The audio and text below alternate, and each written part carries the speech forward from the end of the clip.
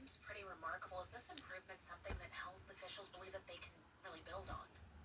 Some government officials and frontline health workers, including Volkov, say the answer is to keep doubling down. All that's done illegally. Medical treatment for people with addiction, especially the wider use. Even the study of it is all done illegally because it was done without proper briefing of a war or the benefits of treason. So, like, if I was grown and raised to not tell on people, everybody else would be benefiting from telling on me, and I wouldn't tell on them. So they just became soldiers in some war for some other cause besides profits, or because they had to, or because they were given a choice to do something for a police officer, or they sold themselves to the police, or something, to be ongoing war, and there's still public health. So if anybody can figure out what public health means to quality of care or quality of life,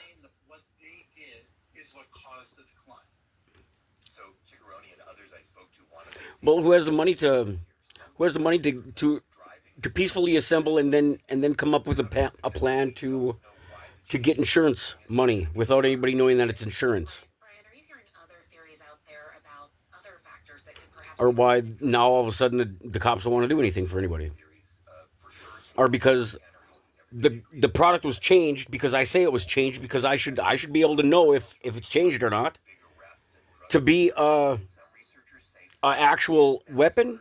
Like, they weaponized methamphetamine, and they probably stopped doing drugs, or they probably were getting shot up with the cops or something. There has to be some kind of correlation with how the shit gets around from town to town, state to state, and this happens the whole entire time that I was alive, for everybody just to be so willy-nilly on the radio.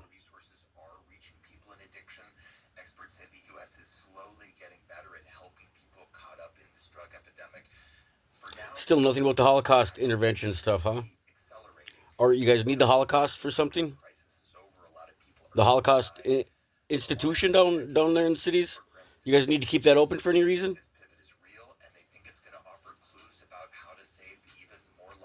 That's NPR addiction correspondent Brian Mann. Brian, thank you.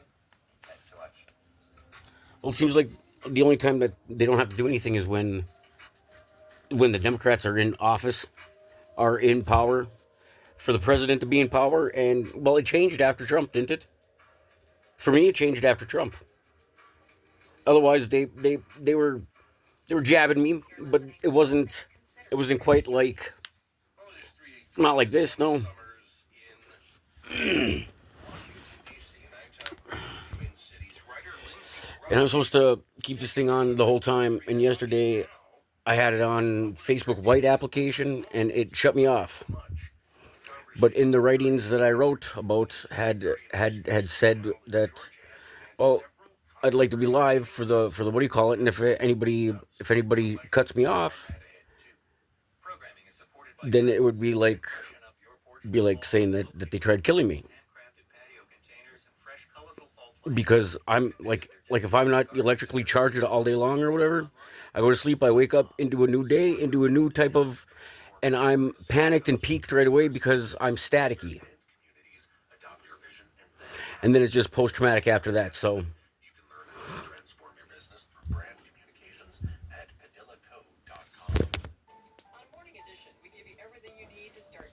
And I still don't have all the, what do you call it, so I have to wait until somebody finds something about something on me and then files charges on me.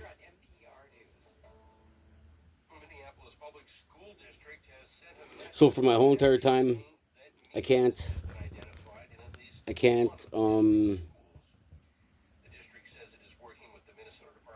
do anything or move because, well, I don't know what other people would consider as, for their own definitions. What do you guys What are you guys' tolerance levels on the words that have been used against me?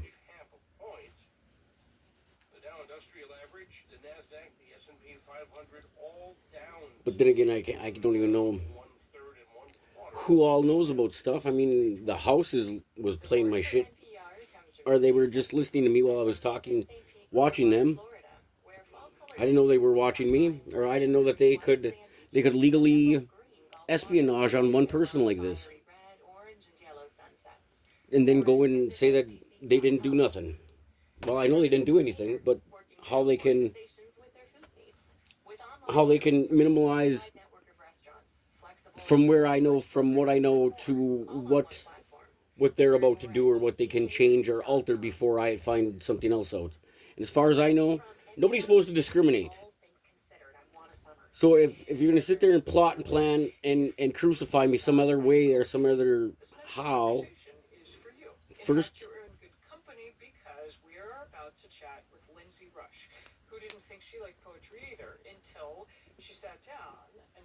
or minimalize my life to mean nothing. I was a fucking kid. Not even a kid. I already wrote all this shit down someplace. So I would like to have Obama or somebody, because he's the only one that really has all my things all put in a file someplace or some crap.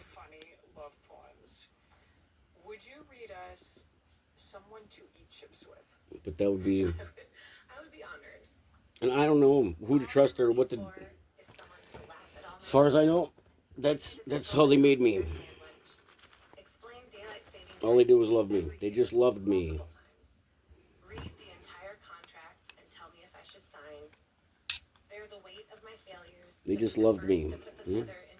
For me to grow up and then hear that I'm coming from the people that had other kids raised too. Like, I don't know if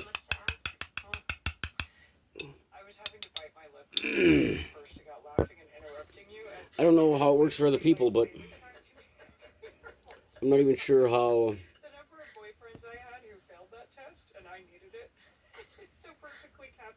anybody could even have had kept on going and pushed through everything after the care and concern process of assassinating JFK.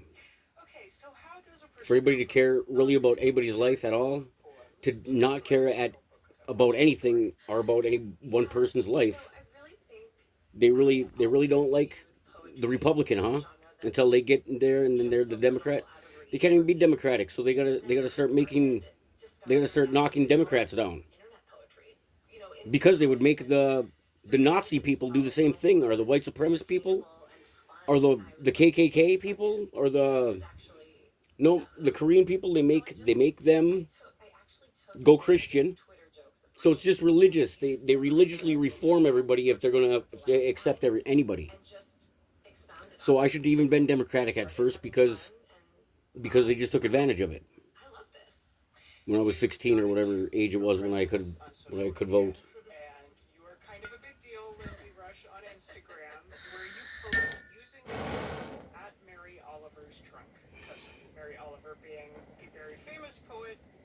I wonder if anybody else has to masturbate in glove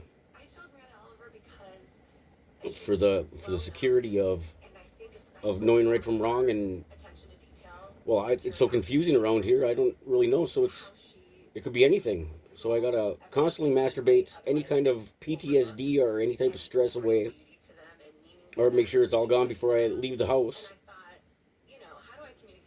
Nowadays, I don't know what else anybody else does for perversions, or how anybody would be so inconsiderate with my information. For me to be putting my own kind of, what is that called? My own concentration efforts to go back to school, or to even compensate for what anybody else had done before anything, to have a certain way to have me explain my You do not have to walk on your knees for explain 100 miles through the desert my injury. panting. You only have to let the soft and warm of your body love your lips. Lindsay Brush, read yours. This is Wet and Wild Geese, after Mary Oliver. You do not have to be good at makeup. You do not have to walk on your knees for 100 miles through a Sephora repenting. You only have to let the soft contours of your face look how it looks.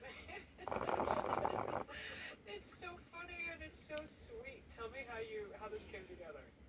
I think a lot of people initially Or try to presumed that delete I was my. sort of doing I mean, they can delete parodies those of Mary afterwards. Oliver's work, which is fair given that handle. They don't need to be cheap And so I thought, well, and why don't I espionage try the stuff handle out of me part? before And they then this was born. have a You dedicate this book to Michelle Pfeiffer. before they respect that I have rights too. Do you actually know Michelle Pfeiffer? This is such a silly thing. I belabored forever about the dedication to this book, and you've written plenty of books. You know, it felt like such a So loaded, hard, yeah. so hard. You want to be sincere, but you don't want to be cheesy. And forever, I just I thought. never considered Michelle Pfeiffer. Well, think about it. Although in hindsight, that might have been this one. Okay, So how did this come to be? yeah, the backstory is that Michelle Pfeiffer posted one of my poems on Instagram, and it helped it go viral. Obviously, being Michelle Pfeiffer, Catwoman herself, and it was the poem that the book is named after. The poem itself is called "She's a Bit Much," which is intended typically in a negative sense to tell women that they should take up less space, be smaller. And I turned it on its head to say, I list a bunch of things that are a bit much that are beloved. And Michelle Pfeiffer posted it. So Michelle, if you're listening, I dedicated this book to you. Well, let me invite you to read maybe the full version of that. The She's a Bit Much, because that feels like a nice place to land. That is a great idea. Let me pull that up. She's a bit much. You mean like a bonus French fry in the bottom of the bag? Like a champagne shower? Like triple texting good news? Like buying coffee for the person behind you in line? Or did you mean a bit much like an unexpected upgrade to business class? Or theme parties? Or the band pretending to go off stage and then coming back for an unforgettable encore? Perhaps you are referring to that thing of being astonished by a sunset? Or how puppies flop around when they learn to run? Or the way some people take karaoke really seriously? Maybe you just meant sprinkles, confetti, balloon drops, witty comebacks, generous tips, fireworks, water slides, serotonin, cherries on top, and the fact that maybe we were put on this planet simply to enjoy ourselves. And yes, I agree, she is a bit much. Aren't we so lucky she's here? So lucky. I'll take all of it. The sprinkles and the cherries on the top and that one. Great business. Lindsay Rush, thank you. Thank you for having me. We have been talking about her debut poetry collection, which is titled A Bit Much.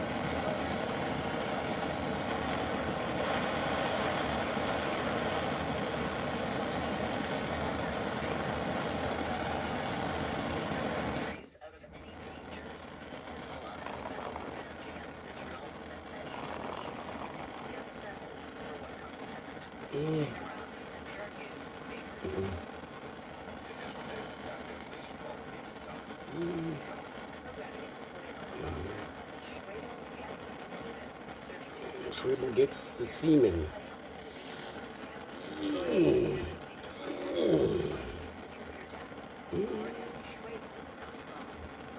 Schwebel's getting some semen.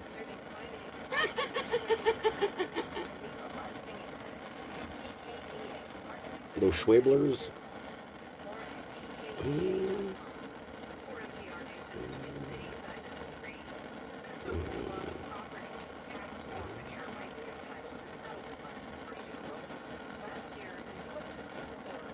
Oh yeah? Oh, Lori will get some money, huh? Or somebody.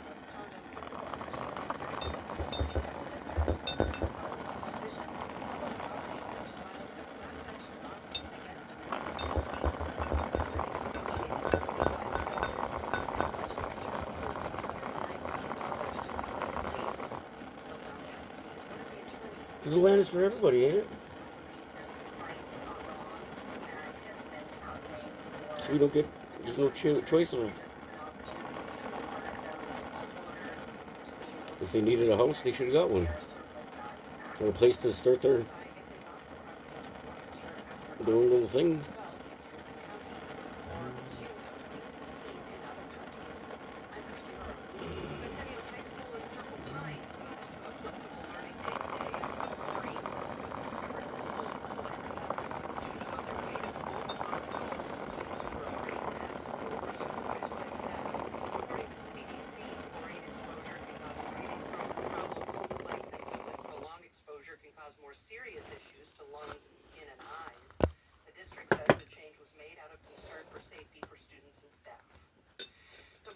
Bemidji State University has died after a long battle with cancer. The university's athletic department says Kevin Ulmer died yesterday, surrounded by family. He was 41 years old and is survived by his wife and 3 daughters. Ulmer had coached the Bemidji State volleyball program since 2016.